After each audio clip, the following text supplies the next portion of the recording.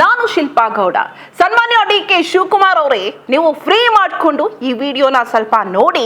ಇವತ್ತು ಕರ್ನಾಟಕದಲ್ಲಿ ಬೇರೆ ಅಪಪ್ರಚಾರಗಳು, ರಾಜಕೀಯ ಕಾರಣಗಳು ಅಥವಾ ಮುಖ್ಯಮಂತ್ರಿ ಹುದ್ದೆಯ ಏನೋ ಒಳ ಜಗಳಗಳು ಇದೆಯಲ್ಲ, ಅದರಿಂದ ಜನ ಬೇಸತ್ತು ಅಥವಾ ಅಭಿವೃದ್ಧಿ ಆಗಿಲ್ಲ ಅಂತ ನಿಮ್ಗೆ ಮತ ಕೊಡಲ್ಲ ಅಂತ ಏನಾದ್ರೂ ಕಲ್ಪನೆಗಳಿದ್ರೆ ಅದು ತಪ್ಪು.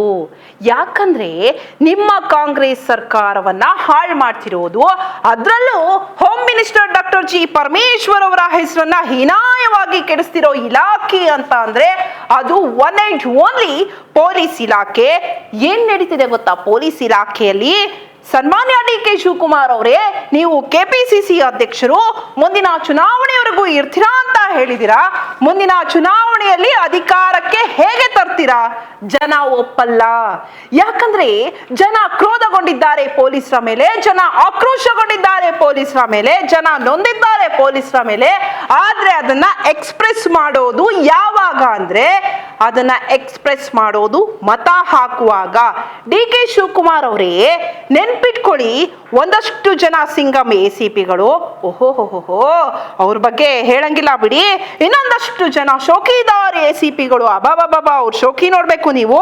ಇನ್ ಕೆಲವರು ಇದ್ದಾರೆ ಸಬ್ ಇನ್ಸ್ಪೆಕ್ಟರ್ಗಳು, ನಿನ್ನೆ ಮೊನ್ನೆ ಬಂದವರು, ಅಬಾಬಾಬಾ, ಅವ್ರು ಇಡೀ ದೇಶದ ರಾಜಕಾರಣವನ್ನೇ ಮಾತಾಡ್ತಾರೆ.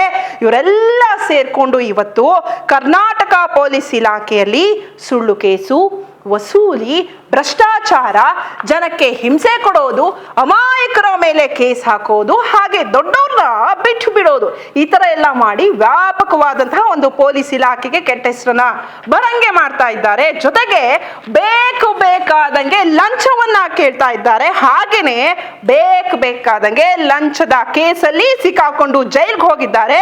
ಇದಿನ್ನೂ ನಿಂತಿಲ್ಲ. ಎಷ್ಟು ಕೇಸ್ ಹೇಳಿ, ಇನ್ನು ಎಷ್ಟು ಜನ ಹೋದ್ರು ಜೈಲಿಗೆ, ಎಷ್ಟು ಜನರ ಮೇಲೆ ಸುಳ್ಳು FIR. ಆ MLAಗಳು ಹೇಳಿದ್ರು ಅಂತ ಇವರು ಸುಳ್ಳು FIR ಹಾಕಿದ್ರಂತೆ.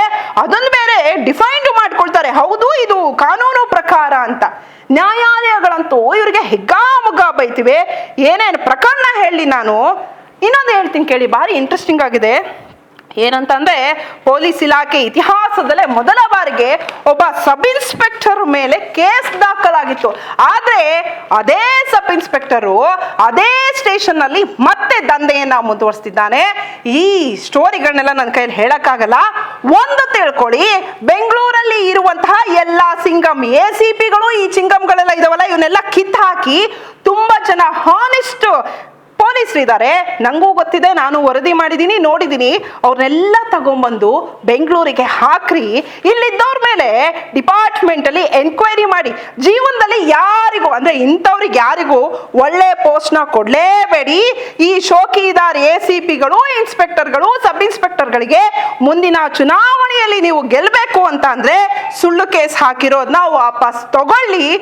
ಸುಳ್ಳು ಕೇಸ್ ಹಾಕಿರೋ ಇದೇ ಇನ್ಸ್ಪೆಕ್ಟರು, ಸಬ್ ಇನ್ಸ್ಪೆಕ್ಟರ್ನ ಜೈಲಿಗೆ ಹಾಕ್ರಿ. ಆಗ ನಿಮಗೆ ಮುಂದಿನ ಚುನಾವಣೆಯಲ್ಲಿ ಡಿ.ಕೆ. ಶಿವಕುಮಾರ್ ಅವರೇ ಅವಕಾಶ ಇದೆ. ನಾನು ಹೇಳೋದು ಇಷ್ಟೇ. That's all.